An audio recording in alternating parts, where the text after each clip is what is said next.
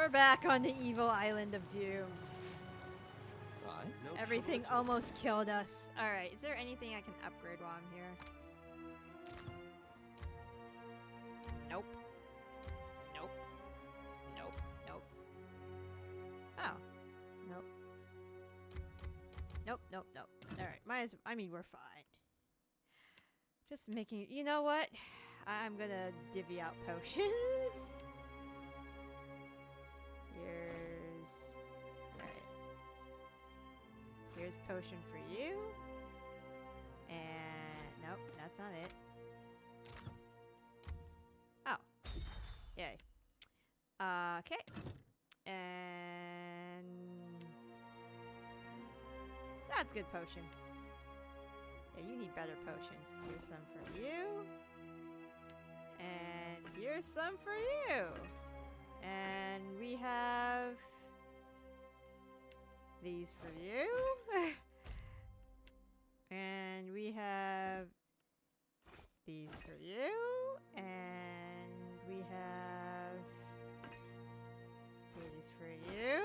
And we have... you can have... these. We're just gonna... and you know what? We're just gonna... you can have those. And that. And that. And that. You know what? We might as well just use all of them.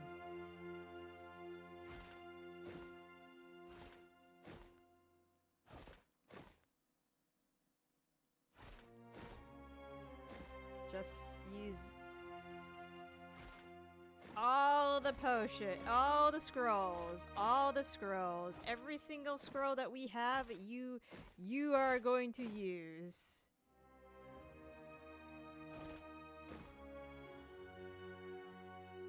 This is fine. We're fine. I tilted. Alright, continuing on. Aethys, I am here. This is great.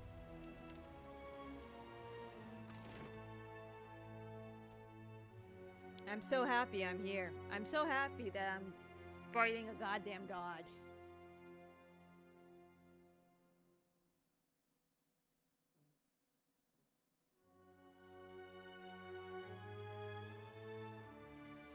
Great! Great!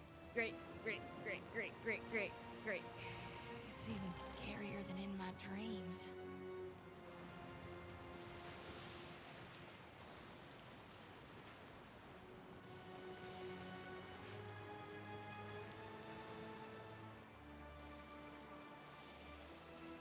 How you doing, Eder? Gilded Vale got its name from the way the wheat fields used to look in the sun. But this place really is gilded. Might as well be a different world. Much prettier than Sun and Shadow. Yeah, seems they had a whole different way of looking at things. I'd say I like this one better, but the truth is, neither one seems any closer to me. These great people got a funny way of passing on. They disappear from the world, but leave their problems behind for the rest of us to deal with. That's why we're here. We're gonna face this, whatever comes, we're gonna see people through. I guess maybe that's one good thing that's come out of this. Well, at least for me. I got something to do with my life that doesn't involve hauling or shoveling. I even got a friend or two out of it. Ah, why won't you be my boyfriend? Whole world's about to face the biggest test it ever saw. What Aethys is doing, it's gonna change everything. We may not survive. Kith, I mean, God of redemption, trying to redeem the gods. What a mess. You're looking thoughtful, Aloth? 5 years ago, you controlled the destiny of thousands of souls in Sun and Shadow. But the choice you make today shall define the fate of every living thing in Aora. I'll do my best. I know you will. Whatever happens, know that I wouldn't trade our journey together for anything. I trust you'll make the right decision. And I'll be here when you return. Ah, I'm gonna kiss him.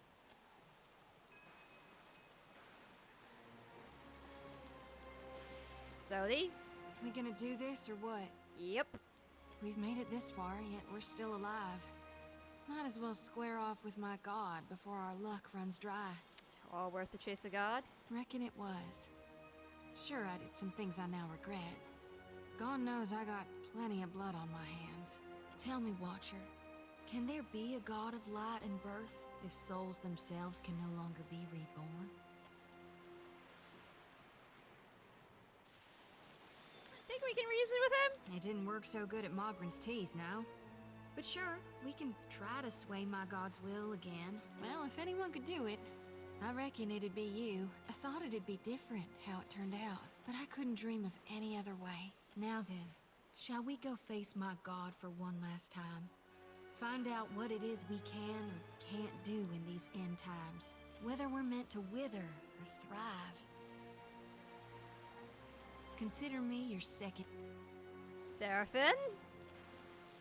I look back, and I ain't but half sure how we got ourselves here, Cap. On the boat. I've half a mind to be giving the damn things up. Coming out here lean and lonesome, sailing us through that mother of storms, landing us here, wherever here be. Give a second and a half on you, you do. I'm gonna do my best to get. That. Well, I'm gonna do my best. I know, Cap. Here's hoping it be enough. Onwards then, Cap. To the bitter end and beyond. Let's go, motherfuckers!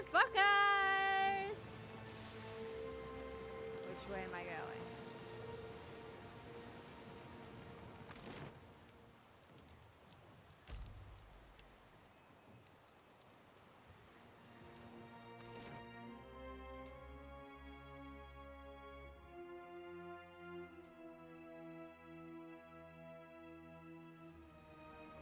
Alright, how am I gonna do this? That looks like it's a thing.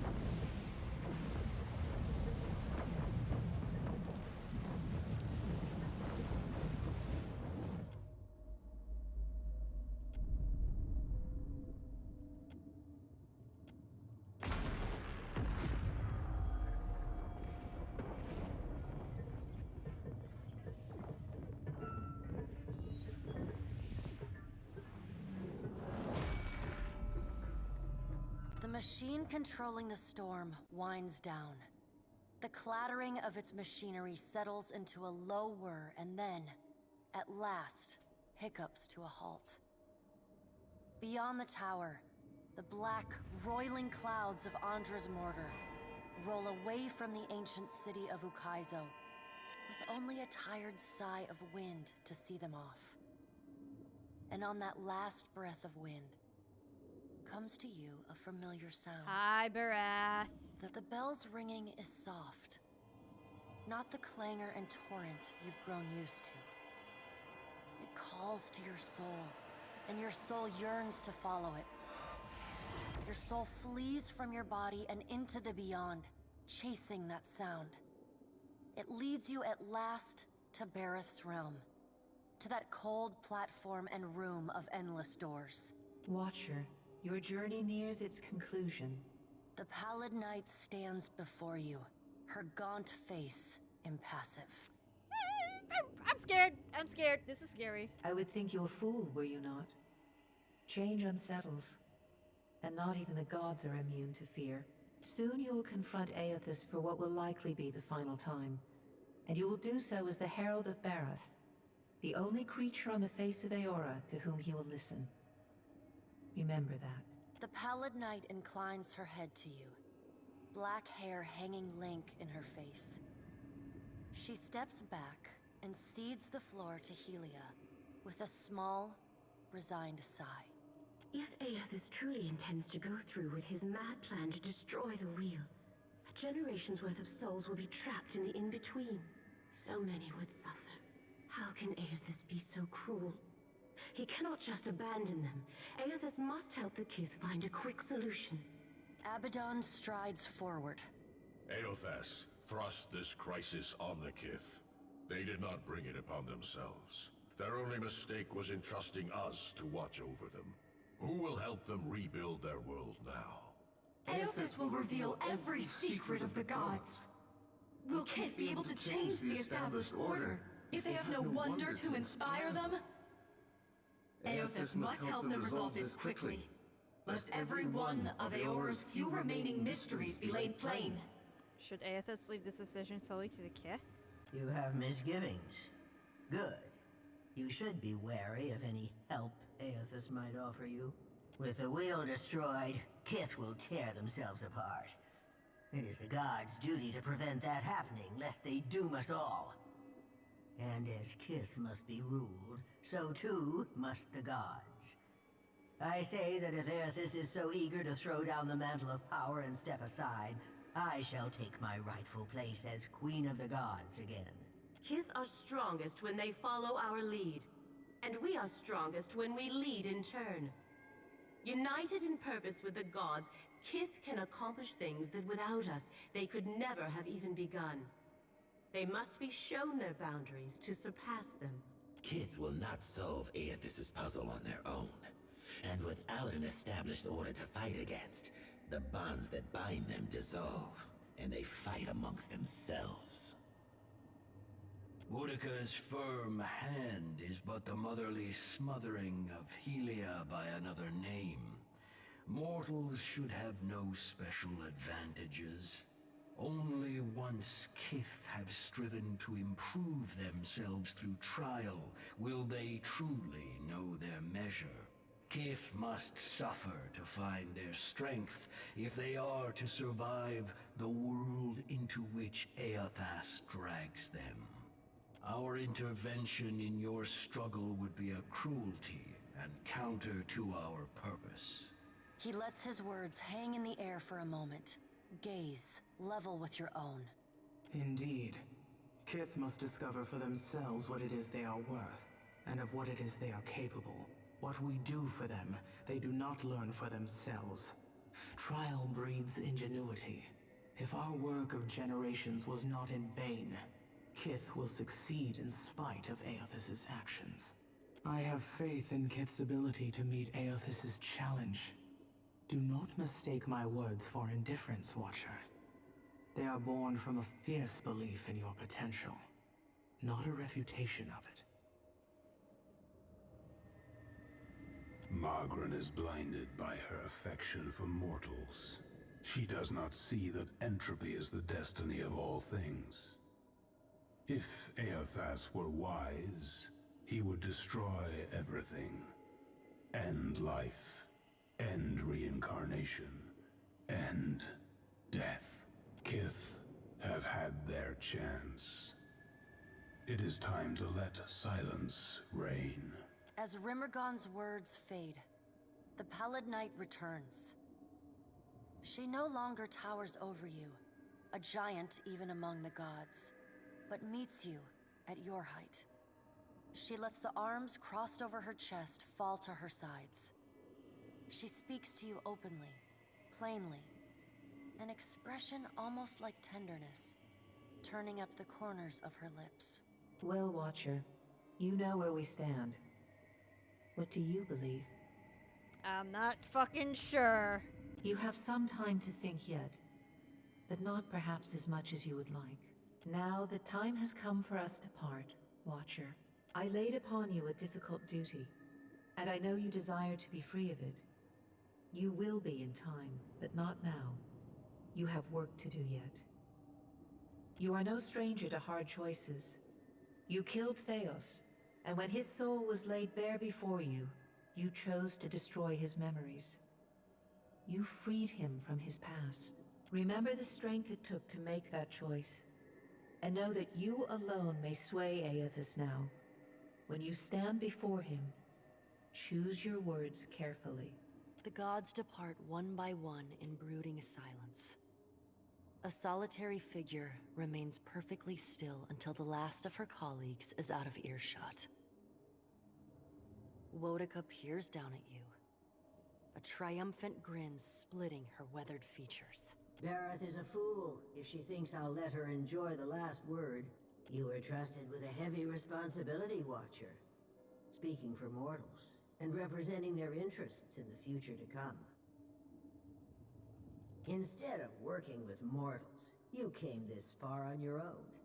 You rejected compromise, idealism, and the solutions of others. My every suspicion is confirmed. Society needs us. Eora searches for its queen and finds only an empty throne. I won't disappoint my subjects for long. Before we part, what compelled you to reject every dissenting voice and go your own way?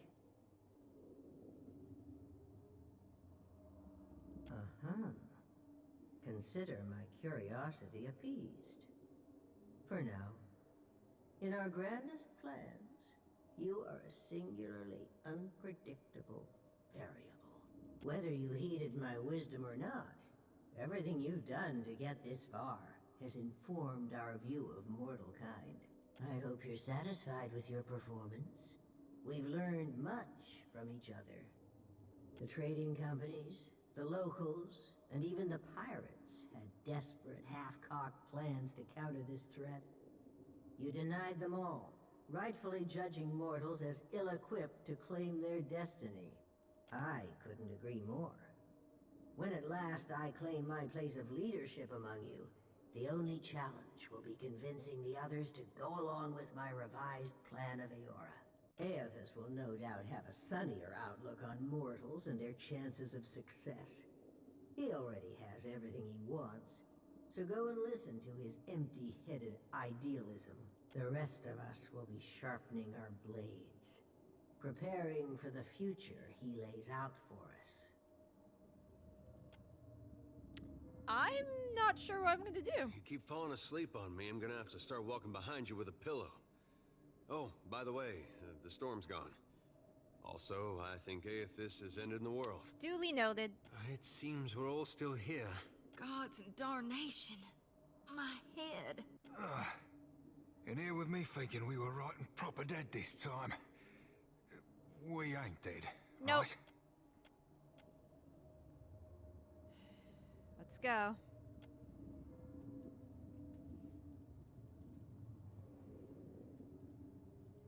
Where am I going?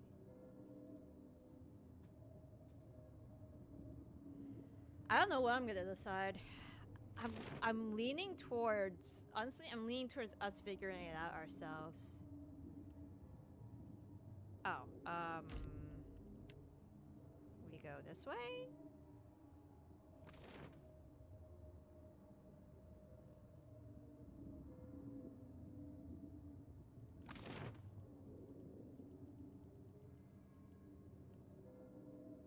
I'm very confused. How do I get over there? Let's look at the map.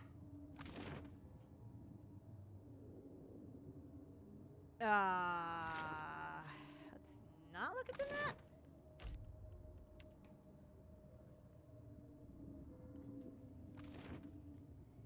Me screwing up. Oh, that way. Oh, hi.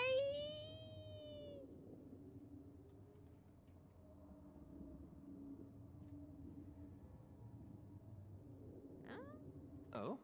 Gladly. Okay. Bye. I'm very confused. Okay. Please don't let there be another fight. I don't want there to be another You fight. descend into the ancient winding streets of Ukaizo.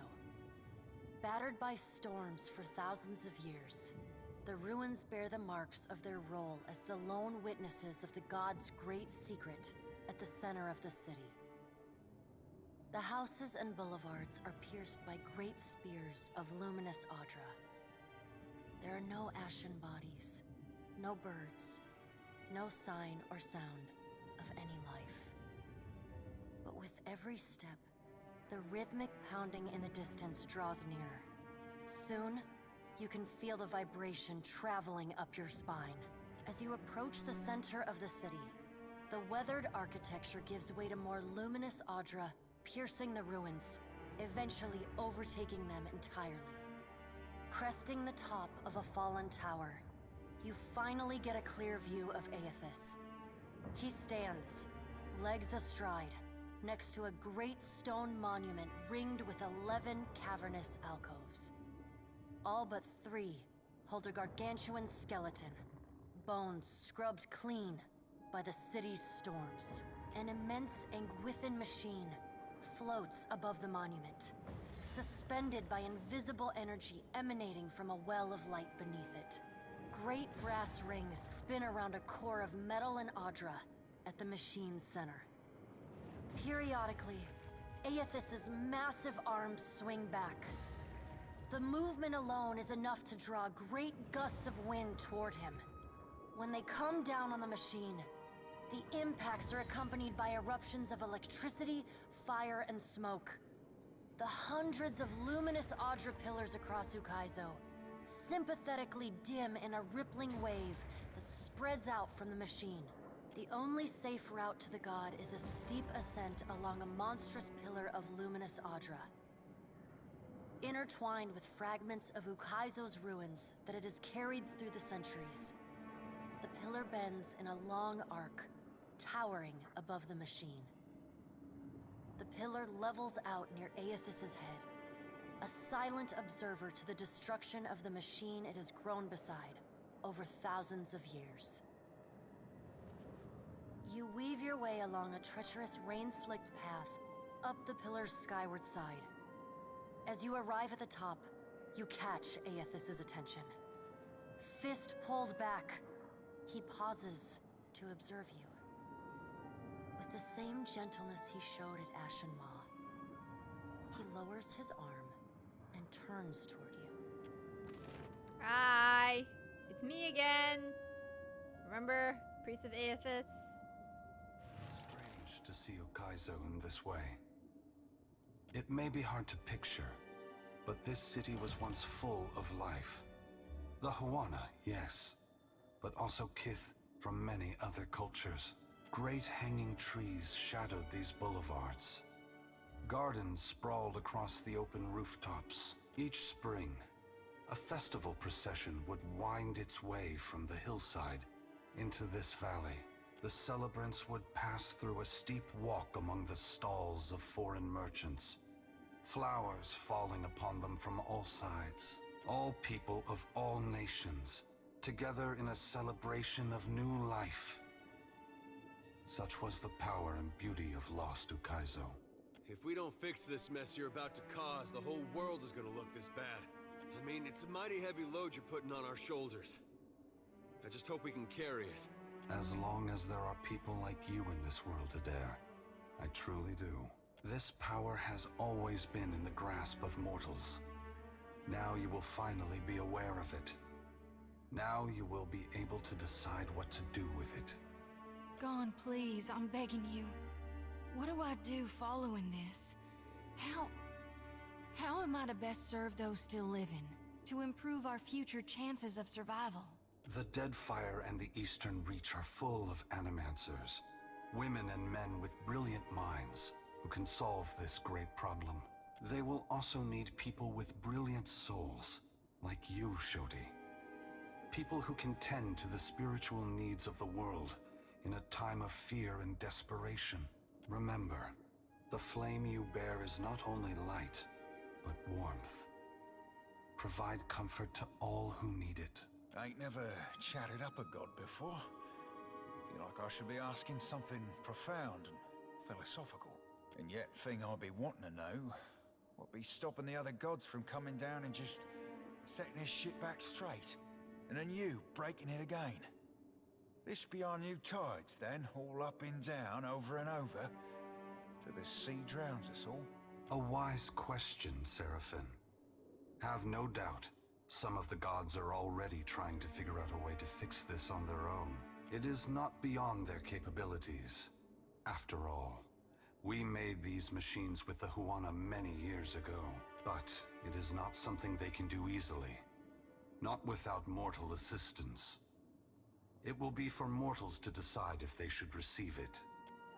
What right do you have to do this? Destroy the wheel and leave us with nothing? Without even knowing what will come next? Aloth, we are all gods and mortals, responsible for our own actions. But inaction carries its own moral responsibility. It is a burden I have carried for far too long. One must always do as their conscience dictates, even if that means abdicating a position of power.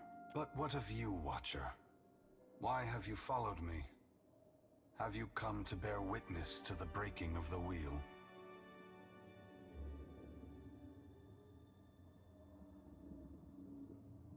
They're gonna need a head start on things to prevent the gods from reestablishing control. You need to inspire them. Mortals are already inspired. It is what has pushed them on for hundreds of generations to reach this point in time. Animancy is poised to go far beyond what we Engwithans ever discovered.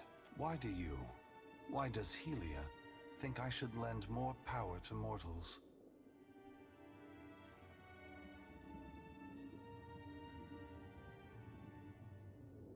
I just don't want the gods to have the upper hand in the struggle to come. It's true that even with all the advances in animancy, the gods will enter into this era much more well prepared than mortals. From where should mortals draw their inspiration? So the future or the past?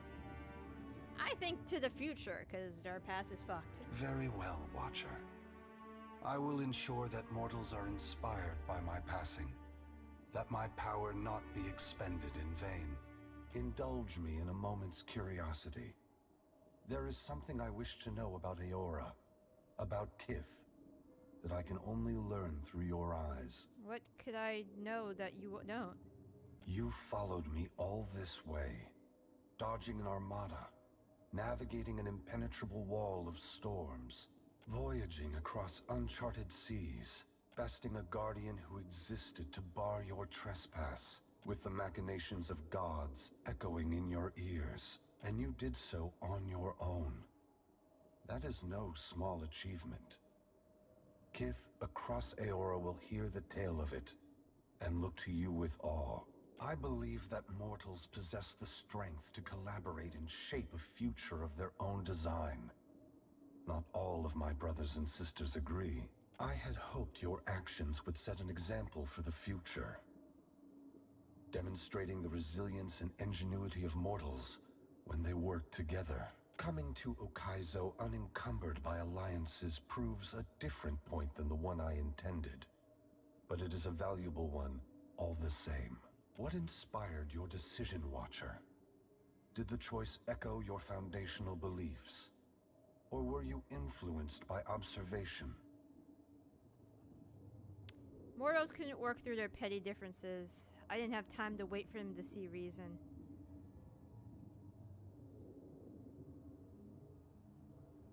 I thank you for your perspective. Yours is not the only opinion that concerns me, but for the moment, it offers much to consider. All I ever wanted for mortals was growth, transformation. Once, my brothers and sisters shared this goal. Some have forgotten themselves, giving into fatalism or tyranny.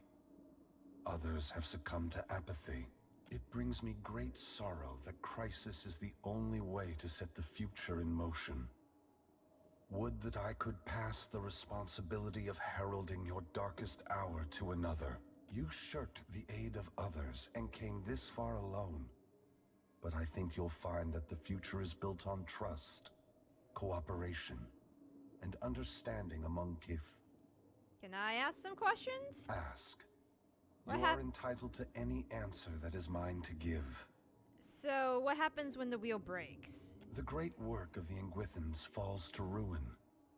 Reincarnation as we know it will end. Souls which currently await new life in the beyond will be born into the world as normal, but their numbers will not replenish. Anything that dies will tarry in the void of the in-between, awaiting the motion of a wheel that no longer turns. Once the beyond has emptied, every birth will be hollow-born.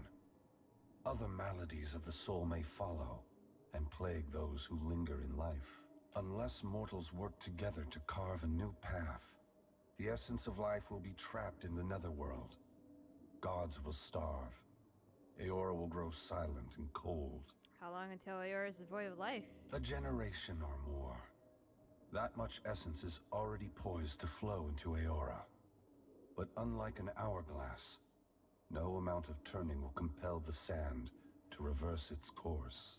Should you choose, you could lay down your burden and trust in your children's children to set matters right. That depends entirely on you. By your reckoning, there are still good years to come. By ours, time is short. Or you threaten the gods, too. Yes. They must work toward a solution or perish. If that task is beyond their skill, then they no longer deserve their position. I would have them justify their right to lead. That could mean swallowing their pride and hearkening to the wisdom of mortals.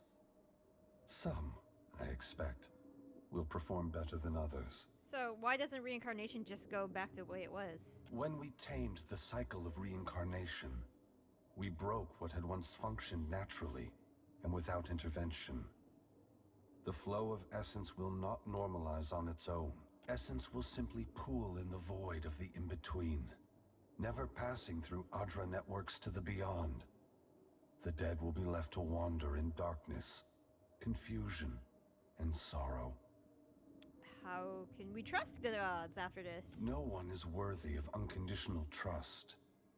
If you feel the gods are beyond forgiveness, then they don't deserve your obedience.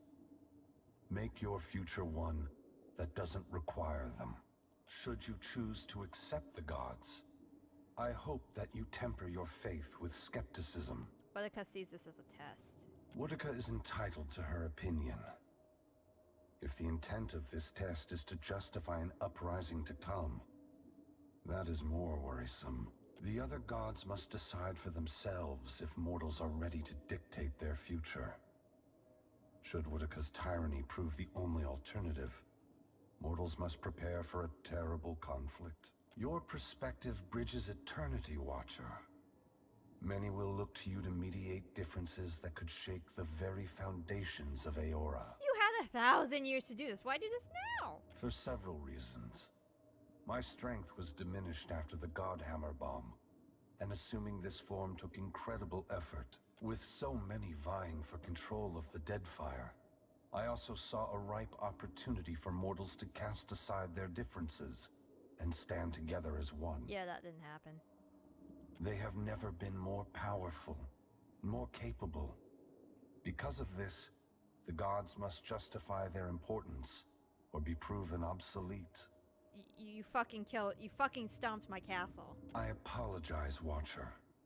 There is nothing I can do to restore the glory of your hard-won and poorly situated estate. What happened to Cadnua was not personal in nature. I would have occupied the statue even if it was buried beneath Defiance Bay. Given your perseverance, I know that a second home cannot be distant in your future. You have only to seek it out. I must attend to my final work now. I cannot delay any longer. You have carried a heavy burden across the Deadfire, Watcher. Before I go, I would rid you of it. What? Oh, goody! Now the Pallid Knight can't contact me. You are free now. As free as any of us can be. Many will come to you for help in the years ahead. Animancers, priests, even the gods themselves. I have great hope for you. But always remember that your future is for you to decide. Use your freedom well. I'm gonna go live in the house with Aloth. Aethys squares himself to the machine. As you move to a safe distance, he draws his fist back and resumes his assault. The blows rain down with increased fervor, but the machine perseveres in spite of his efforts.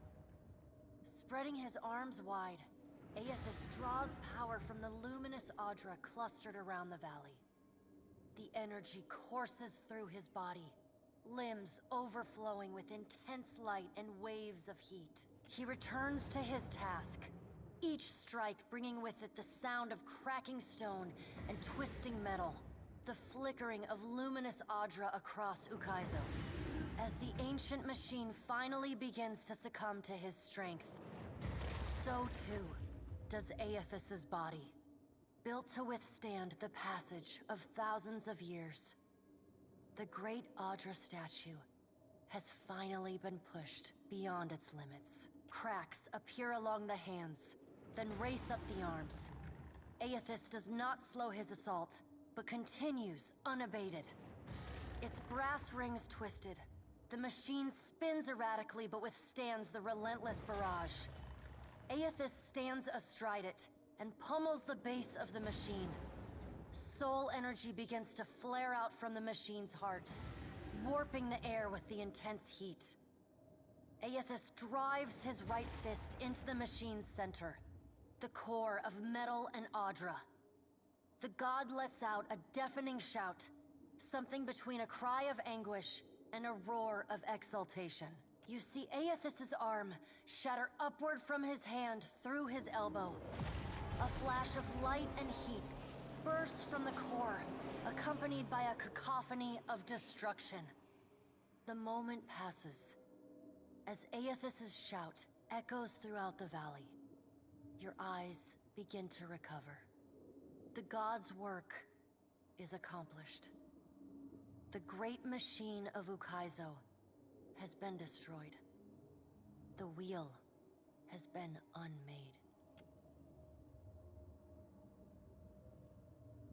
As Aethys's voice fades, the enormity of what you've accomplished sinks in. You have confronted a god. You have rediscovered the ancient city where the wheel was forged, and you have seen the wheel shattered. What comes next is uncertain, but already the legend spreads of the Watcher, who survived Andra's mortar and stood toe-to-toe with Aethys. On your recommendation, Aethys disperses his essence, and that of the thousands of souls within him, to centers of knowledge and learning around the world. Animancers, engineers, wizards, and scholars of all stripes make astounding breakthroughs in understanding and harnessing the phenomena that govern Aora. While some of these developments prove beneficial to Kith, others are decidedly less so. But such is the price of innovation. What remains to be seen is how, indeed whether, they will restore the cycle Aethys has broken. In reaching Ukaizo and facing Aethys, you have accomplished the impossible. And you have done it without the assistance of the great powers of Deadfire. Your feats capture the awe and imagination of a world that needs heroes more than ever. Some say your intervention prevented Aethys from a far worse act of destruction. Many believe you will be the salvation of Aora.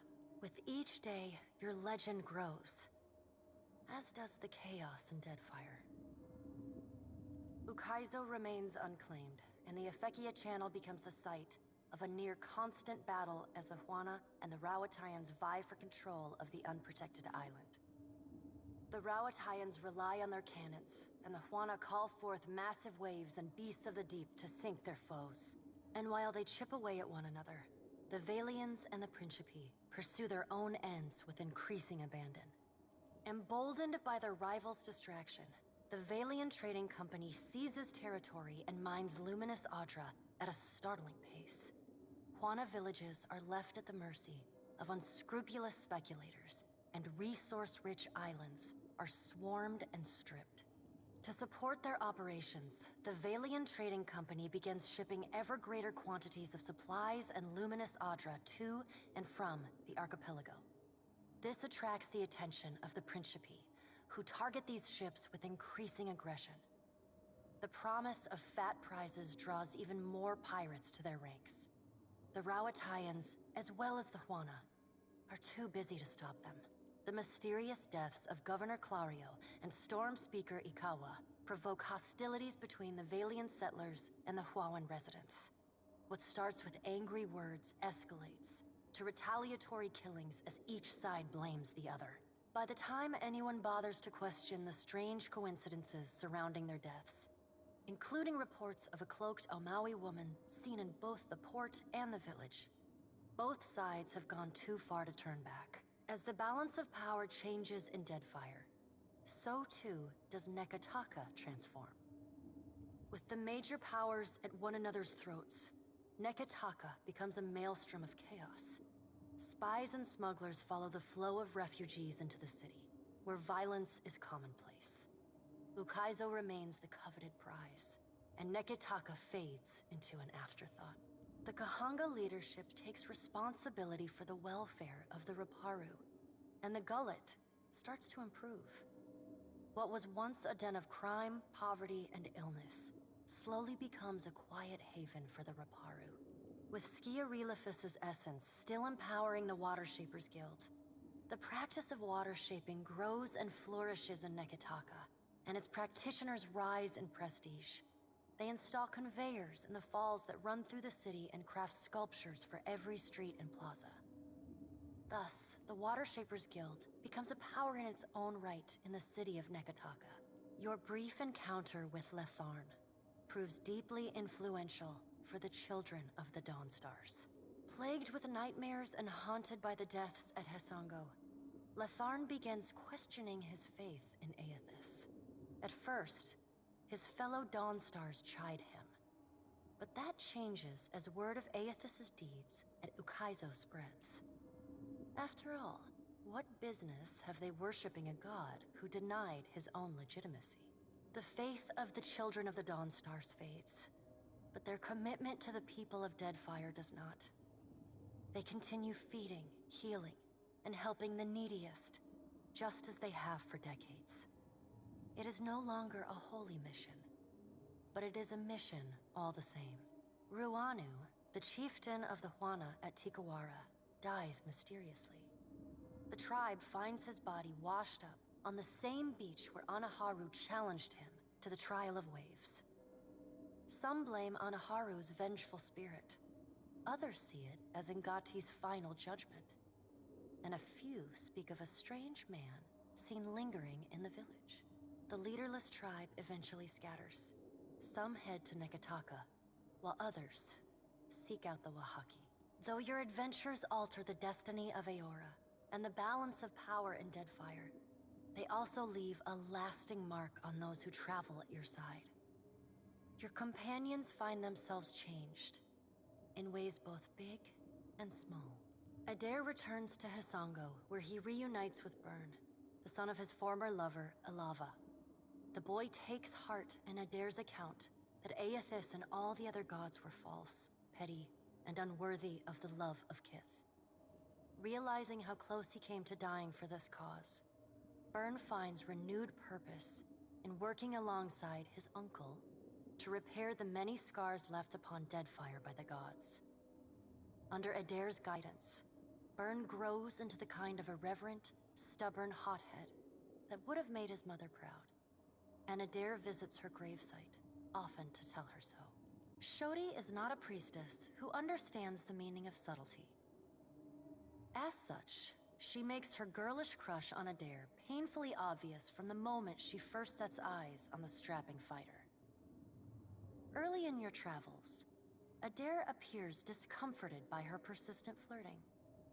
He often grimaces when she sidles up to him, and he takes endless pains to keep their conversations terse and to the point.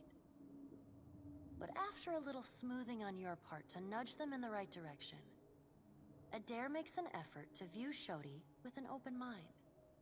And Shodi begins teasing the veteran fighter in a more companionable and less amorous manner.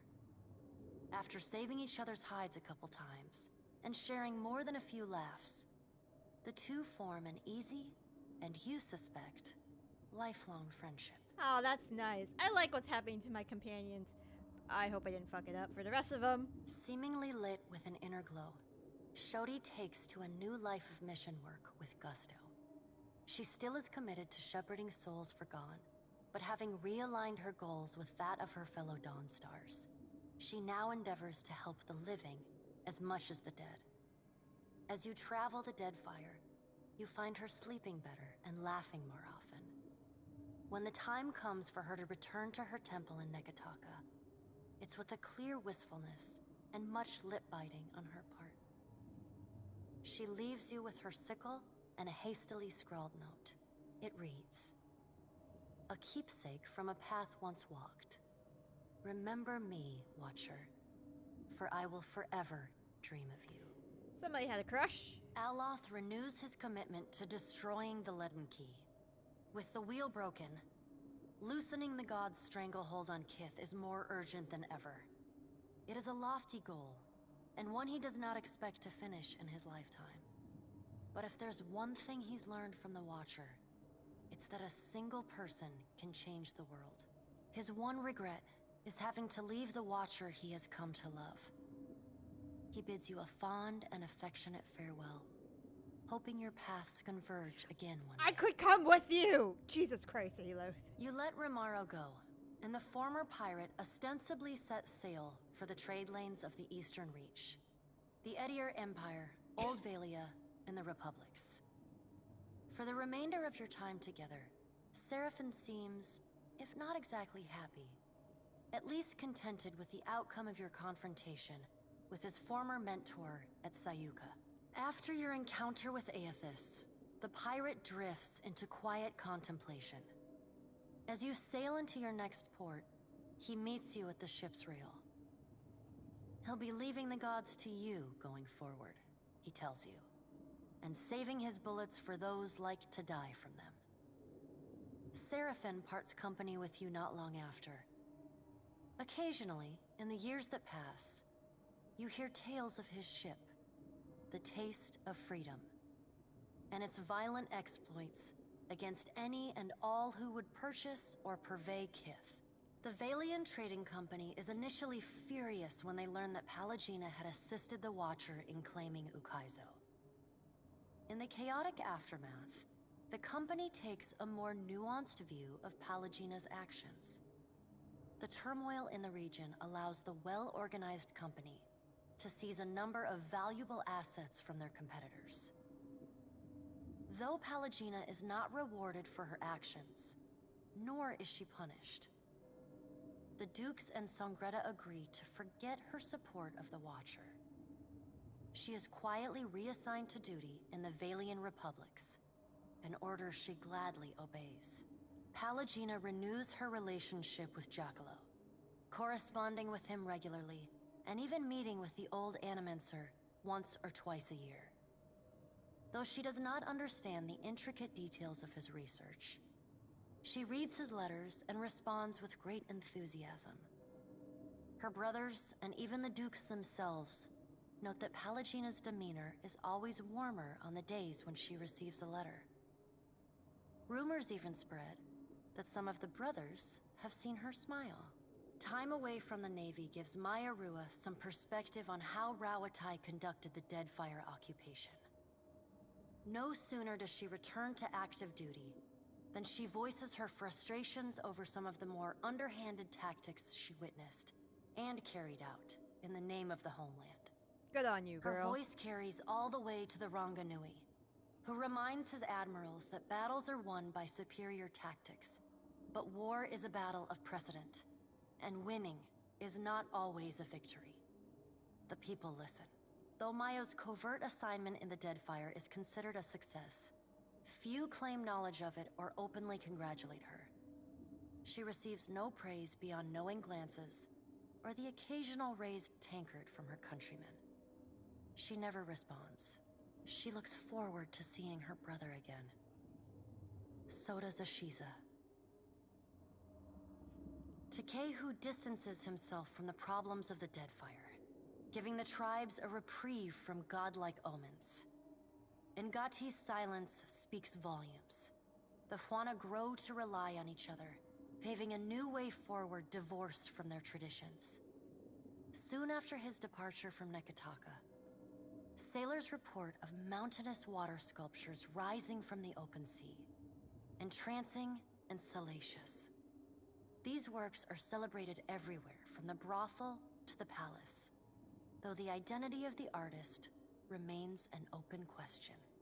Your farewell is short and cordial. Nothing further needs to be said, and you wish each other well. Takehu does not look back. The sea feels restless in his absence. Your pursuit of Aethys and your journey to Ukaizo signal the end of forces that have shaped the lives of Kith and the course of nations. The cycle of reincarnation has been broken. The storms of Andra's mortar have calmed. Yet each ending promises a new beginning. As the sun rises over Ukaizo, Kith turn their gaze eastward, wondering at what lies beyond, and at the world they will fashion for themselves. As the Watcher of Cadnua and the former Herald of Bareth, you return to your ship and begin the long journey home. You hope for calm weather.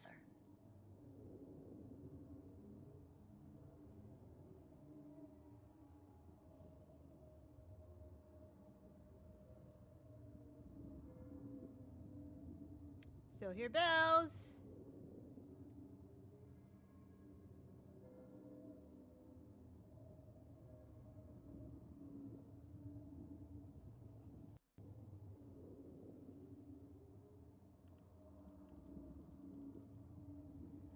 And that was it. Wow, that was something. So pretty much I left shit messed up in the Deadfire, which kind of sounds like me anyways. Let you fuckers, you know, fucking figure it out for yourselves. If I were to go back and do it, I'd probably side with the Hawana, but I didn't initially because I kind of read what they would have wanted me to do, and I did not fucking agree with it. But yeah, that was Pillars of that was Pillars of Eternity, Deadfire. I hope you guys had fun. I really enjoyed the story. The story was top notch. Something I'd like to employ in my D&D game. Something where the answer isn't really freaking clear on what to do. But yeah, I really enjoyed this. I'm not sure what I'm going to play next. But yeah, thank you guys for joining me, and I'll see you guys next time. Take care. Have an awesome day.